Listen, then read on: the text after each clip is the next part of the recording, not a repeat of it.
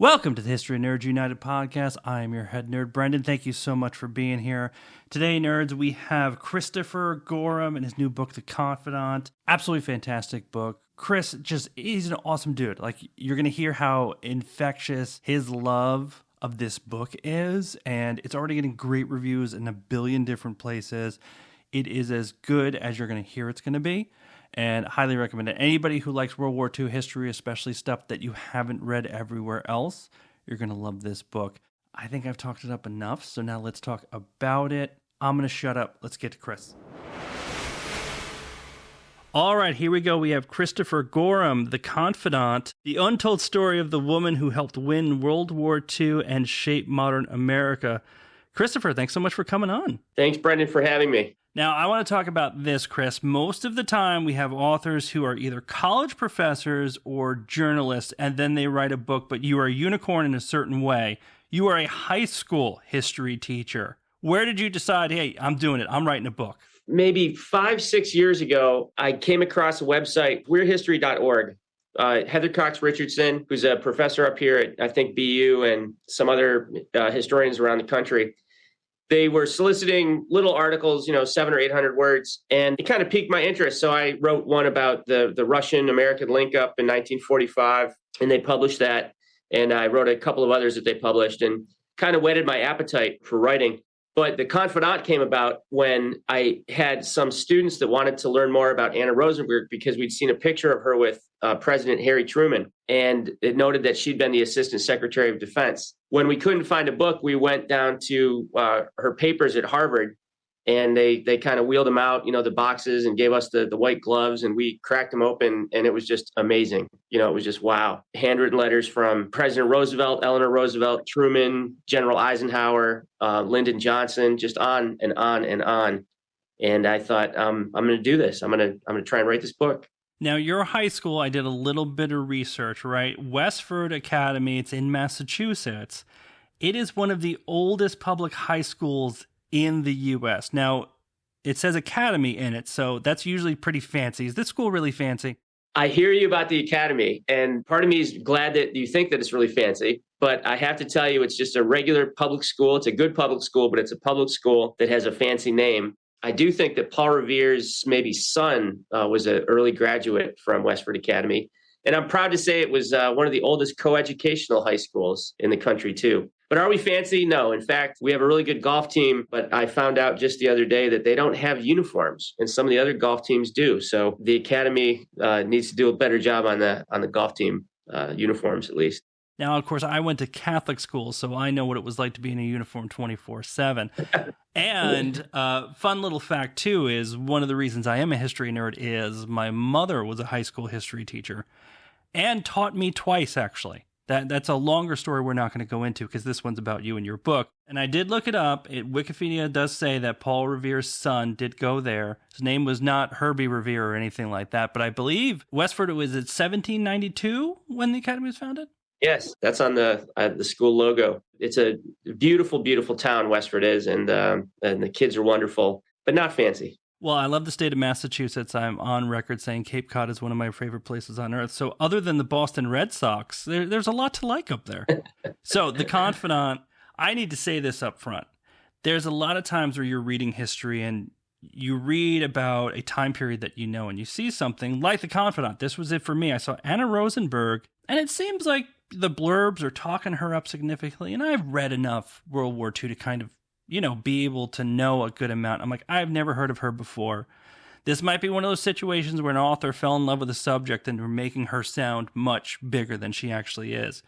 And boy, did you make me look dumb, because there is so much about Anna Rosenberg in here that I had never heard of. And you just mentioned how you kind of came across her, but at what point did you start reading about her and say, I've got to write a book about this woman. She is forgotten and she should not be forgotten? Yeah, it was when I took the kids down to the Schlesinger Library to look at her papers. I was immediately hooked, but it was months after that where, you're going file by file. And, she was involved in Executive Order 8802 when Roosevelt was mandated that defense industries hire Black Americans. She was involved in protecting the secrecy of the atomic sites that were building the atomic bomb. And it was just this kind of with each new box, with each new file, it revealed her at the heart of yet another kind of pivot point, both during World War II and afterwards. And it was just remarkable. It wasn't just one or two little episodes. It was consistently, the GI Bill, and then going to Europe just weeks after D-Day and following the soldiers and getting their feedback. So I could tell it was a story. I could tell it was worthy of a book, I should say. In my review, I said the best way I can describe Anna Rosenberg is to take Forrest Gump, make him a woman, and then make her extremely smart and savvy. Now, that seems to be a stretch, and I've admitted that I'm kind of ridiculous sometimes, but it's not completely made up, right? Like every president for decades at one point, she had something to do with major events in their lives, right? I love that, the way you phrase that. And it's kind of like Zelig, too. And when I interviewed her grandson, he said that. He said she not only had the ability to get in the room with the powerful leaders, but the social graces and the staying power to stay there. And that's pretty rare. Sometimes you might have a patron as a president or a leader, but you don't have 3 or 4 presidents that you're a trusted ally or a trusted friend to. That's really remarkable. And that's something that, she had discretion, hence the name, the Confidante. She had smarts. She had the ability to get stuff done without bringing a lot of fanfare to any of it. And these presidents really appreciated that, I think. So let's rewind a little bit to kind of figure out where Anna came from. She is not from America. Tell me a little bit about where she's from and how she ended up here. Her family was a middle-class family, or even maybe upper middle-class family in Budapest, Hungary. And her father did work for the emperor at the palace. He was sort of providing furniture and furnishings for the palace in Vienna. And he had a big contract, and the emperor reneged on it, and he was ruined. Albert Lederer, Anna Rosenberg's father, was ruined and traveled to New York to restart his life. A couple of years later, he fetched his 2 daughters and wife, and they came over in 1912. And that was the beginning of Anna Rosenberg's, well, she was Anna Lederer at the time, but that was the beginning of her story. 5 years later, she had learned enough English. She was in high school, and she was already a powerhouse in her high school. And people were calling her like a Roman candle darting off into space for her leadership qualities. Her leadership and her patriotism were things that were evident very early on. And it's an interesting time to come over as an immigrant. It's World War I is about to kick off. And even at this time, you talk about the anti-Semitism is already starting to kind of build up. So it's, she ends up coming in and, that immigrant story, if she comes in and just starts making stuff happen for herself. Absolutely. Absolutely. She was, mocked for her lack of English. She was made fun of for her traditional Hungarian dress. As you mentioned, there was anti-Semitism. And, she overcame and exhibited those leadership qualities very, very early on. She was in the New York Times as a teenager. And, every decade until she died in 1983, she was in the New York Times. It's just remarkable. Now, she didn't get rid of everything from the old country, because I know you quote her multiple times that she loved to sign off with, darling, and just kind of keep that little bit of home no matter where she was. If you hear audio clips of her, she had that Hungarian accent. And it had a little whisper of the Bronx, because that's where she first landed when her family first were together in New York. So she had this very, very interesting accent, combination of Hungarian and the Bronx. So like you mentioned, she's already a powerhouse early on. Let's talk about how does she even end up in the orbit of a president? How does that all start where she really becomes a power player?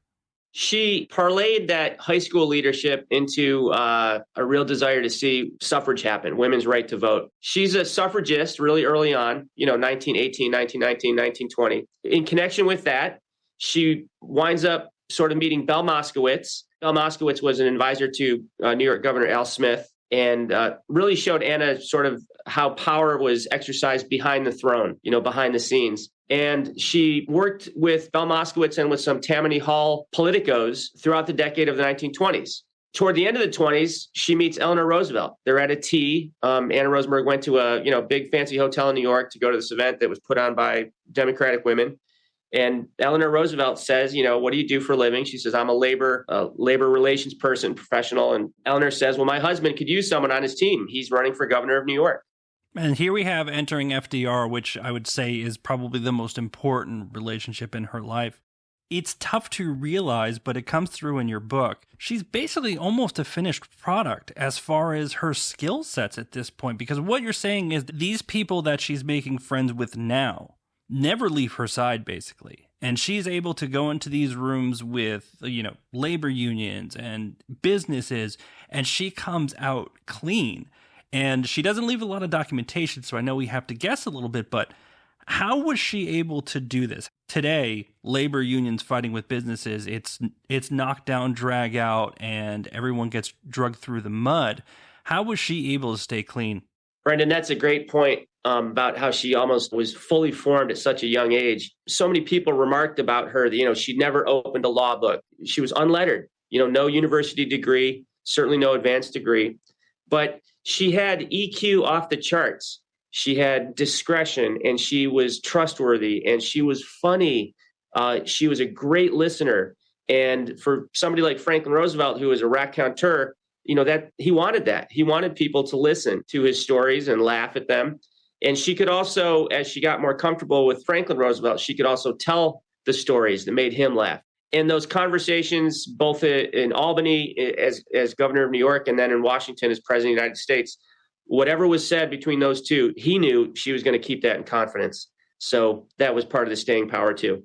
I think the most amazing thing that she ever did, and anyone who's dug into the life of the Roosevelts would be able to say this, she somehow kept a positive relationship with both FDR and Eleanor, where a lot of people got caught in the crossfire of that relationship. You couldn't be friends with both because FDR wanted you to keep your mouth shut and not talk to Eleanor too much, and Eleanor very often wanted the information. And Anna Rosenberg is one of the few that I've ever heard that still had a positive relationship with both of them throughout their lives. Yeah, absolutely. That's a great point too. Really, really short list who could do that. During Roosevelt's life, before he died, she wasn't super close to Eleanor. She became extremely close afterwards, and really loving relationship. Anna Rosenberg saw Eleanor as someone who maybe didn't quite take care of Franklin Roosevelt as much as she might have. Didn't cook for him. Anna Rosenberg said, here he is in a wheelchair. He can't go out to dinner. Maybe you should cook a nice meal at the White House. But, they would eat scrambled eggs and eat sort of home-style food. Roosevelt was a gourmand, but really didn't get that opportunity. So Anna could criticize Eleanor, but that relationship really was one of respect. And then it was really one that was quite loving as they got older. But yeah, very, very few people had the kind of relationship with both Roosevelts. It was really remarkable. And it seems like you made a conscious decision in your writing when talking about FDR to focus on the political side of things, how he did those things. Because I know the more I read about Roosevelt, the personal person, the less I like him. There was a lot of negative things that you could dig into as far as how he treated some people in his orbit. Was that a conscious decision for you that, hey, I'm going to focus on the politician as opposed to the person when it comes to FDR? Yeah, to be completely candid, there was a big section that I wound up cutting that delved into, how should we say this? He had a lot of dalliances with women. He liked the attention, and Anna Rosenberg was certainly cognizant of that. And there was a big section that didn't make it into the final cut of the book. But where I did dig into that, part of me wanted to tell both sides of that story. But I think it didn't serve the story of Anna Rosenberg, to talk about all these different women that Roosevelt kind of spent time with. They had a relationship that sort of stood alone apart from that. Although she did mention that, he was a very charming man and she had to watch herself in his company. But I think their relationship was one of let's get stuff done and let's enjoy each other's company. And maybe there was a little bit of flirtation, sure. But their relationship was based on, getting stuff done for the betterment of the country. And I will say this for the readers, there is a question hanging out there throughout the book that you handle head on at the very end of the book, but we're not going to get into that one. Sure. If a woman is near FDR, you have to ask questions, and it does get answered as much as it can be at the end of the book. I'm going to leave that as a non-spoiler for everybody. Anna Rosenberg was often described by newspaper men and women as being striking, as being prettier in person than in her pictures sometimes. I mean, especially the way she comes off in the book and you read about what other people say about her. My thinking is I want to hang out with her. I want to go out and have a few drinks, probably smoke a few cigarettes based upon everything that's in there. But she seems like somebody everybody got along with. And again, the different people that had positive things to say about her was kind of proof of it, right? Like you could cherry pick this and cherry pick that, but if you liked FDR, you might not like Truman, but they both liked her. And not only that, but you have, people like Nelson Rockefeller, who's, lifelong Republican, and business leaders, a lot of whom, despise what the New Deal stood for, and they liked her and they responded to her. So she's has this remarkable ability to sort of, curry relationships with across the aisle with New Dealers and with captains of industry alike. And that's just so rare. And it feels like she can do it really fast. Obviously, FDR dies, Truman comes in, and they didn't have a strong relationship or anything before that, but it feels like it turned on a dime that she was just ready to give him the information that he needed, the guidance that he needed, and he seemed to pretty quickly accept it. And that's another situation where not a lot of people were able to bridge that gap, and it seemed like it was effortless for her. She became the top woman in the Truman administration, which, she wasn't even the top woman in the Roosevelt administration. That was obviously Frances Perkins, but Anna Rosenberg got to that role in the Truman administration really through the trust of President Truman, but also through George C. Marshall, who was became the Secretary of Defense, pulled out of retirement by Truman during the Korean War. And that's what really elevated Anna Rosenberg up to the Defense Department. And before we skip right past World War II, she was not afraid to get her hands dirty either. I mean, you start off talking about that she is in Hitler's eagle's nest because she gets sent over there to get information to bring back. Tell me about that.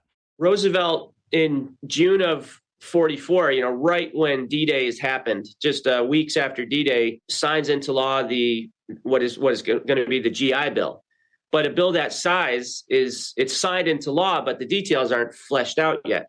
So he sends Anna Rosenberg to Europe as his special representative to wartime Europe to find out from the GIs themselves, to look under the soup pot lids, to look in the the foot lockers and make sure they have the proper footwear, really find out the information, both that they're facing over there and find out what their dreams and aspirations were for when they returned home. She took dozens and dozens of notebooks. She traveled with the soldiers. She slept on the ground in the tents. She ate sea rations with them.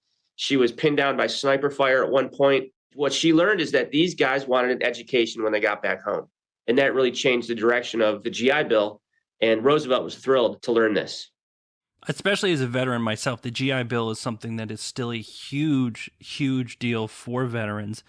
And it's kind of annoying to read the people who didn't think it was all that important back then. But of course, history tends to make people look stupid. But this was not an easy thing to push through. Like Anna had to do a lot just to make it happen, right? Absolutely right. There was, I think, the president of Harvard, who said, these GIs, when they come back, they're not going to be, quality enough to go to American universities. And that whole idea had to be disproven. And Anna Rosenberg was really at the heart of trying to get that disproven. She said these guys, want an opportunity to participate in the country that they helped save. And by giving them this educational opportunity, not just vocational opportunity, but educational opportunity to become a dentist, to become, a business owner, to have an advanced degree, to study English literature, whatever it might be.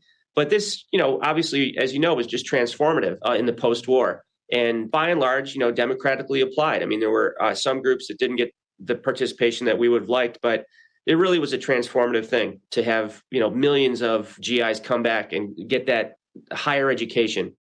One big thing that I definitely want to highlight is before we start talking about Eisenhower, the president, Eisenhower, the general, ends up getting on Anna a medal. Tell me about this medal, because I didn't realize she is the first one to get the Medal of Freedom, right? Yes. I suspect that her engaging with the troops, not going over to Europe in 44 as a VIP, she wasn't grandstanding. She wasn't trying to get photo opportunities. She talked to these guys. She looked at the photos of their loved ones that they were pulling out of their helmets.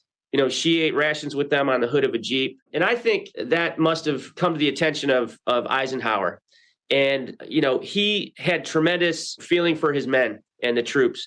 And he saw that what she was doing was something that was going to be beneficial to them. So he recommended to President Truman to give Anna Rosenberg the Medal of Freedom. And like you say, She was the first woman, the first American, man or woman, to get that medal. It just speaks very highly of what she did and the esteem that Eisenhower held her in. And Anna is pretty integral in Eisenhower becoming president, right? Because there was a lot of questions. Is Eisenhower a Democrat? Is he a Republican? Is he going to run? What did Anna have to do with that? She was instrumental in Ike's early pivot from a soldier to a statesman. When he became the president of Columbia University, Anna was there in New York to help write speeches for him. First of all, he'd never said he was going to run for president. They didn't know if it was going to be as a Democrat or as a Republican, because he wouldn't say. But there were Democrats that wanted him to run. There were Republicans that wanted him to run. But before all that had to happen, he had to get his chops as a politician. So she helped him write some speeches and deliver some speeches to some key constituencies like labor unions. His confidence grew. He went back to her many, many times for help as he was pivoting in 46, 47, 48, 49. When Anna then met Paul Hoffman, who was going to be her second husband, the two of them then were instrumental in Ike becoming president as a Republican after President Truman. And I want to fast forward a little bit, just a little bit, to the second womanizer of the podcast. JFK comes along. And I have to say, I think he probably comes off the worst out of all the presidents that show up in the book. Tell me, what did you find when you were looking into the relationship of JFK and Anna?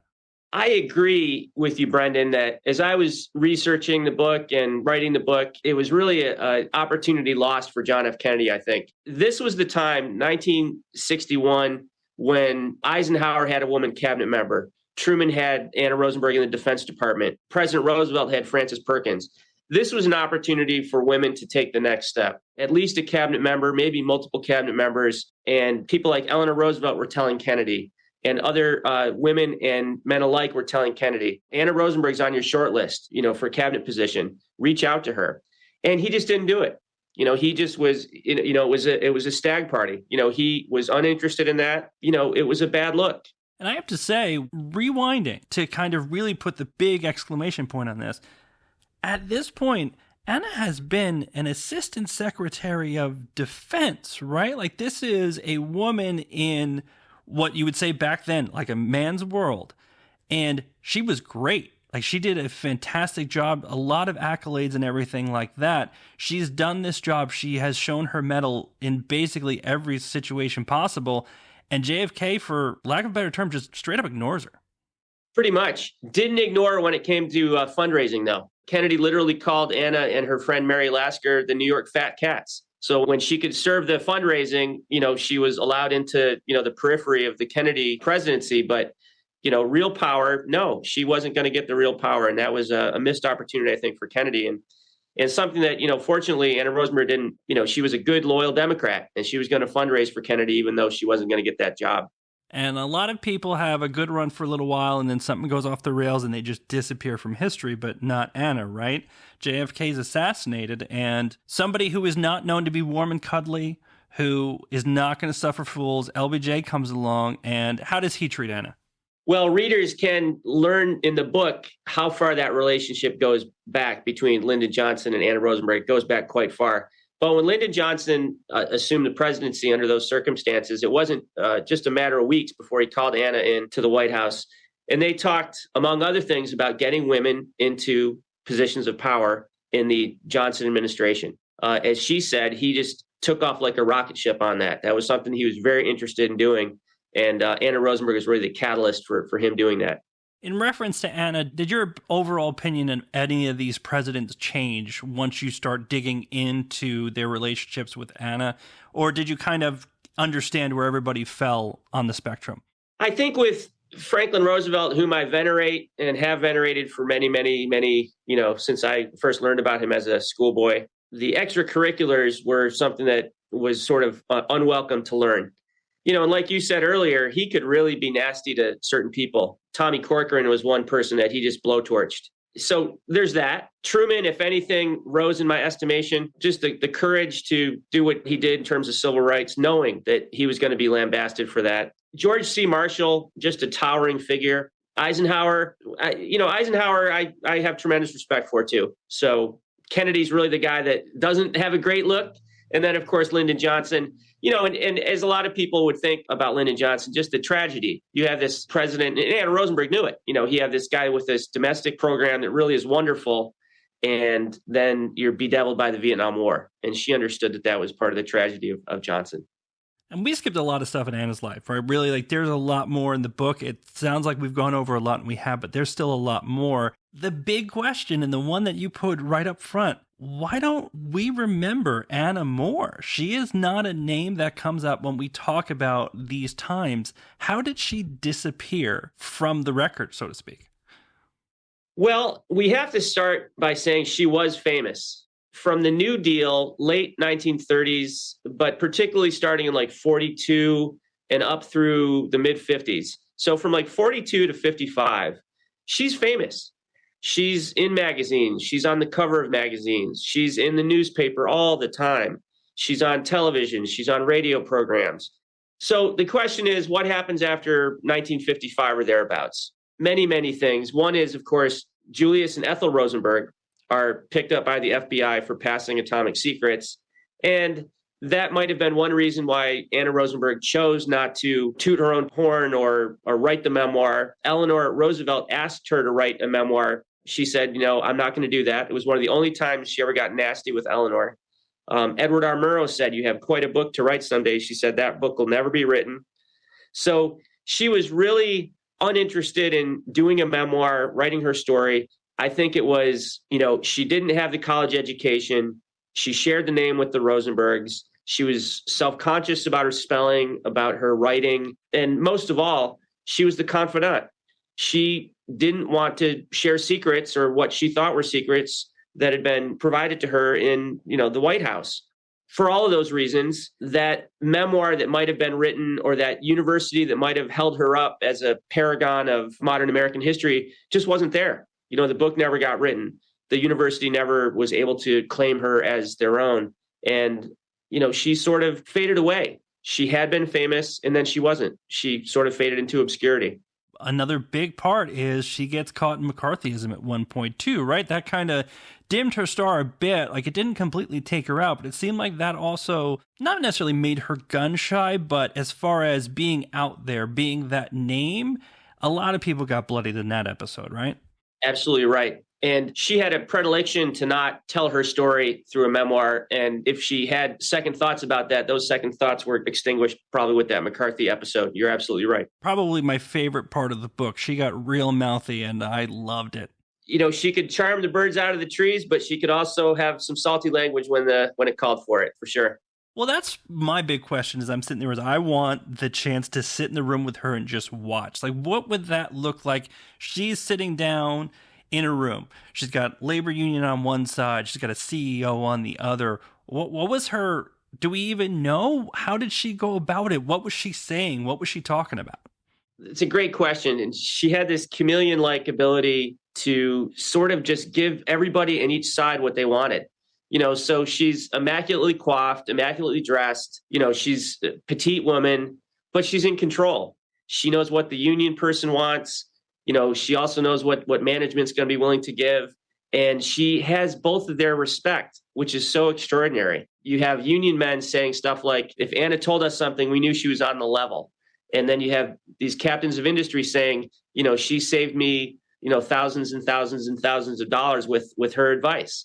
And if the negotiation called for it, she could get loud and she could curse him out. But at the end, those hands would clap together and she'd say, wonderful, gentlemen, we reached a deal. She did love fashion. I mean, she was, she could do a lot of stuff in a man's world, but she was fully willing to be feminine too, which she just didn't really seem to have that part of her that was going to change for anyone else, but it somehow magnetized people instead of making them go away. Absolutely right. She told Edward R. Murrow, she said, I just don't understand why women have to or feel the need to dress like men to succeed. That was just not something that she was interested in. She liked her clothing. She liked her hats. She liked her jewelry. She liked her perfume. And that was part of the mystique of Anna Rosenberg. There were some crazy hats. You described some absolutely insane hats that she had. Again, I'm a guy. I don't know what I'm talking about. Everyone can say what they want, but some of those hats sounded crazy. President Roosevelt loved those hats. They were great conversation pieces for the two of them. So, Chris, it's a great book. I love it. Now, what I would say is, and you're a high school teacher, you know this. People look and say, history, I'm not going to read history. History is boring. I'm not spending my time on it, right? So if you got that person sitting in front of you, I don't read history. History is boring. Why should I read The Confidant? What do you say? Well, I think we think that we know the whole World War II story. And this book is proof that we just don't. We don't know the whole story. Here's a remarkable citizen, and her contribution to America's victory, both on the home front and in the battle zone, is just extraordinary and really opened my eyes. It's a new hero. We have a new World War II hero. She happens to be a 5'3" woman from New York City, a civilian. But I think she really rises to that level. She rises to that level of sort of greatest generation hero, and contributed in her own way, but very, very significantly to what is remembered by Americans as a very heroic age. Well, Chris, the book is fantastic. Everybody should read it. Thank you so much for coming on. This was so much fun. Brendan, thank you so much for having me. It's been great. And that's it for this episode. Chris, thanks so much for coming on The Confidant. Go out and get it, everybody. Trust me, it is an awesome read. While you're waiting on that to show up, listen to the podcast, head on over to the blog, hit us up, Instagram, Twitter, Facebook, leave comments, leave reviews. Please, the reviews really help us out. If you listened once and you loved it, and it has reviews on whatever podcast app you're listening on, please give us 5 stars, write a little something, talk about how nice my voice is. That would be cool. No one's done that yet, and I think it's not that bad. I think you should go for it. Until next time, nerds, stay cool.